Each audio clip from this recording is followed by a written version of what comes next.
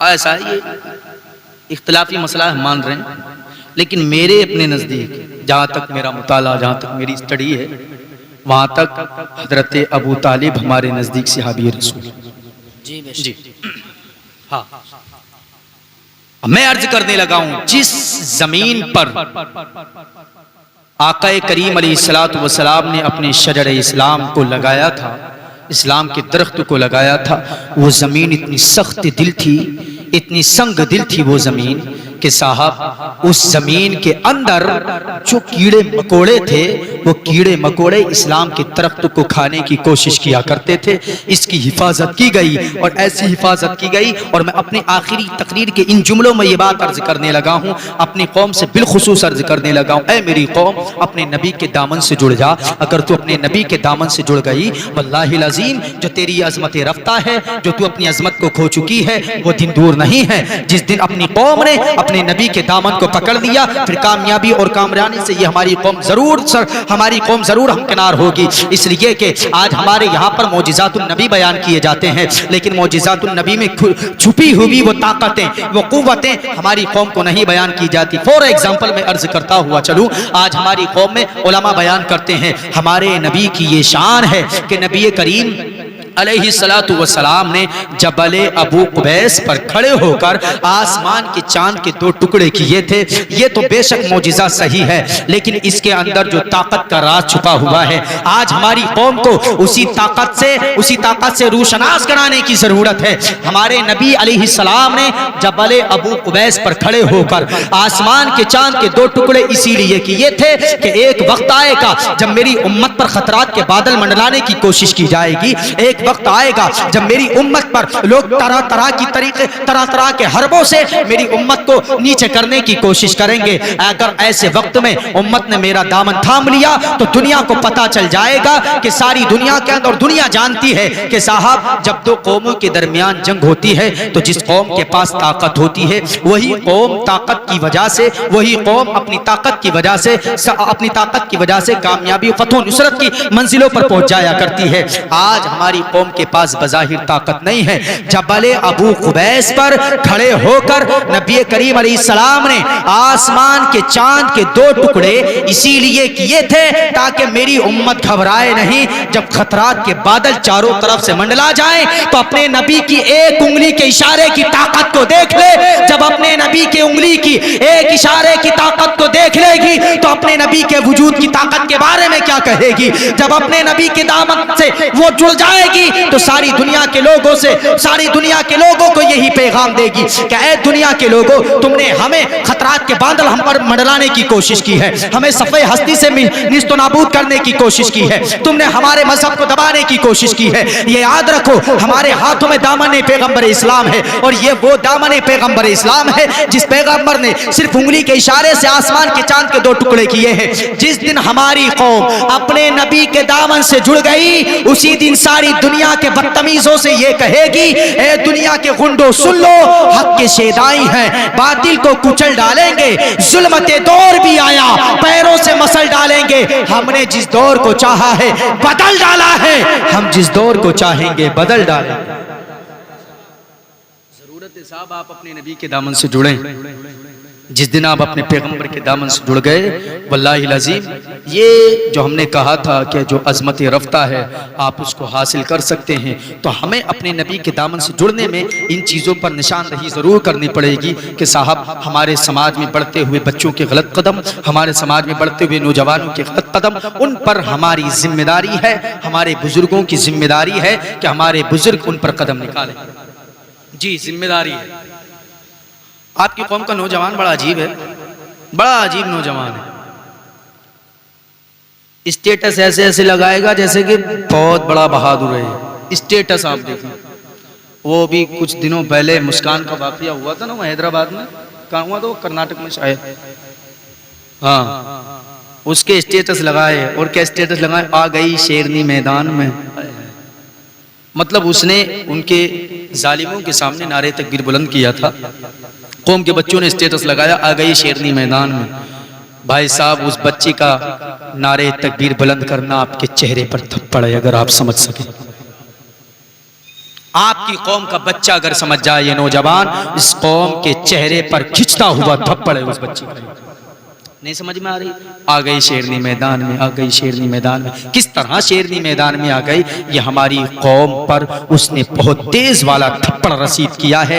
उसने ये पैगाम देने की कोशिश की है कि ऐ मेरी उम्मत के, ऐ मेरे नबी की उम्मत के नौजवानों, और ऐ मेरे नबी की उम्मत के अमीर लोगों, अगर आज तुम्हारे पास तुम्हारे कॉलेजेस होते, आज अगर तुम्हारे पास तुम्हारी यूनिवर्सिटीज होती, तो आज हमारे सामने इस तरह के खुंडे आकर के हमारे सामने बदतमीजी नहीं किया करते। अगर तुम्हारे कॉलेजेस होते, तुम्हारे मदारिस इस्लामिया होते, तुम्हारे बड़े बड़े प्लेटफॉर्म होते, तो हमें किसी और की तरफ झांकने की जरूरत भी नहीं थी। अगर हमारे ये सब होते तो हम बापर्दा होकर के अपने नबी के दीन की तालीम हासिल करते।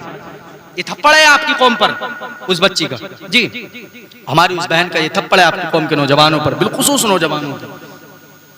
मैं अपनी कौम के नौजवानों से अर्ज करूंगा, आप अपनी कौम का फ्यूचर हैं, आप अपनी कौम का मुस्तकबिल हैं, आप अपनी कौम का आने वाला कल हैं। आपका कदम अगर डगमगाया तो आपके छोटे छोटे भाई बहन, आपके छोटे छोटे बच्चे, यानी आपकी कौम के परसों का हाल क्या होगा? आपको जरूरत है कि आपके कदम अच्छे निकलने चाहिए। हर कौम का सरमाया होता है साहब नौजवान तबका, हर कौम का सरमाया, और हमारी कौम का सरमाया हमारी कौम के नौजवान लोग हैं। हमारी कौम के नौजवान बच्चों के उठते हुए कदम, और ये सीधे लफ्जों में ये बात सुन लें आप, जितनी कौम, जितने नौजवान लड़के, जितने नौजवान बच्चे आपकी कौम के बिगड़ रहे हैं, इतने किसी भी कौम के नौजवान बच्चे नहीं बिगड़ रहे हैं। सबसे ज्यादा आपकी कौम के नौजवान बच्चे बिगड़ रहे हैं। और आप सपना देख रहे हैं रोशन मुस्तकबिल का, लाइटली फ्यूचर का, खूबसूरत कल का, आप ये सपना देख रहे हैं। आप अपने बच्चों के हाथों में अपने नबी का दामन थमा दें। कसम खुदा की, दामन थमाने का मतलब ये है कि आपके बच्चों के हाथों में एक हाथ में कुरान की तालीम होनी चाहिए, दूसरे हाथ में संविधान का इल्म होना चाहिए। जब बच्चों के हाथों में संविधान का इल्म होगा तो जिस तरह आज मदारिस इस्लामिया पर अटैक्स किए जा रहे हैं, तो हमारी कौम का नौजवान जिसके हाथ में संविधान का इल्म होगा, वो हमारी मस्जिद के मौलाना से आकर के कहेगा, मौलाना घबराने की जरूरत नहीं है, आप तो सिर्फ इस मुसल्ले की हिफाजत कर लो, इस मस्जिद और मदरसे के मीनारे की हिफाजत करना हमारी जिम्मेदारी है। कितना टाइम लग रहा? बस आपसे यह अर्ज है, खुदा रहा आप अपनी कौम पर रहम करें, आप अपनी कौम पर, अपने समाज पर रहम करें। बहुत हो गया ज़माना।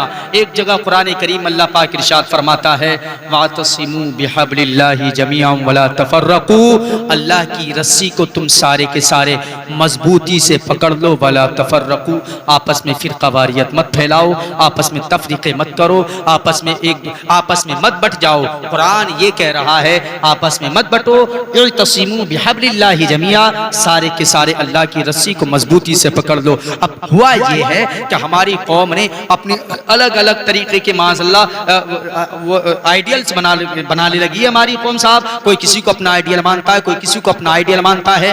हमारे लिए सबसे पहला आइडियल हमारे नबी की जात, हमारे लिए दूसरा आइडियल अहले बैत अत्हार अलैहिमुस्सलाम, हमारे लिए तीसरे आइडियल सहाबा इकराम अलैहिम रहमत व रिजवान है, हमारे लिए उनके बाद के आइडियल उनके ताबीन, उनकी इत्तिबाएं करने वाले हैं। हम आपसे अर्ज करने लगे हैं, ऐ लोगों, आप अपने उन लोगों के तरीके पर काम कीजिए जिन लोगों ने आपके मजहब को आगे बढ़ाया है, जिन लोगों ने आपकी सहायताओं के लिए कदम निकाले हैं, आपकी सहूलतों के लिए कदम निकाले हैं। आज हमारी कौम इसी तरफ तो गामजन हो गई है साहब, कि जिसके जरिए हमारी कौम बड़ी पीछे नजर आ रही है। हमारी कौम ने करना क्या शुरू कर दिया, हमारी कौम अपनी मस्जिदों से ताल्लुक तोड़ने लगी, अपने मदरसों से ताल्लुक तोड़ने लगी। आपके बच्चे स्कूल से दूर हो गए, आपके बच्चों को गिल्ली डंडों में लगा दिया गया, आपके बच्चों के छोटे छोटे हाथों में, ये छोटे छोटे हाथों में इन बड़े बड़े मोबाइल दे दिए गए। इस मोबाइल ने आपके बच्चों के जहनों पर ऐसा कंट्रोल किया है कि आपके बच्चों को अगर पढ़ाया जाए तो वो बच्चे पढ़ाई से आरी होते हुए नजर आते हैं। वजह क्या है? इन बच्चों के छोटे छोटे हाथों में बड़े बड़े फोन दे दिए गए हैं। मैं बस अपनी आखिरी गुफ्तगू में ये अर्ज करने लगा हूँ, खुदा रहा आप अपने बच्चों का रिश्ता एजुकेशन से जोड़ दें, तालीम से जोड़ दें, एजुकेशन से जोड़ दें। जब बच्चों का रिश्ता तालीम से जुड़ जाएगा तो हम अपनी जो अजमत खो चुके हैं, हम उस अजमत को हासिल कर सकते हैं। अब मैं 2-3 शेर और आखिरी में ये अर्ज करता हुआ चलूँ। 2-3 शेर है और दुआया कलिमात हैं। इतने क़िबला तशरीफ़ ला रहे हैं, आप सारे के सारे लोग के साथ तशरीफ़ लेकर के आए। जी जी जी जी, दो दुआयत शेर हैं, आप इस पर आमीन कहें, इसलिए कि हम सब कुछ अपने अपने रब पर कुर्बान करते हैं, अपने नबी पर कुर्बान करते हैं, अहले बैत व सहाबा इकराम अलैहिमुस्सलाम और रिज़वानुल्लाहि अलैहिम अजमईन पर कुर्बान करते हैं। हमारा सब कुछ अपने रब के लिए होना चाहिए, इसलिए 2-3 शेर सुने और आमीन कहें। मेरा जीना मेरा मरना इलाही तेरी खातिर हो, मेरा जीना मेरा मरना इलाही तेरी खातिर हो, मेरा रुकना मेरा चलना इलाही तेरी खातिर हो, मदारिस में मजालिस में तू ही तू हो, मेरे दिल में मेरा हंसना मेरा रोना इलाही तेरी खातिर हो। ये किस्सा लतीफ़ अभी ना तमाम है, जो कुछ बयान हुआ यह आगाज़ बाब है। वस्सलामु अलैकुम व रहमतुल्लाह।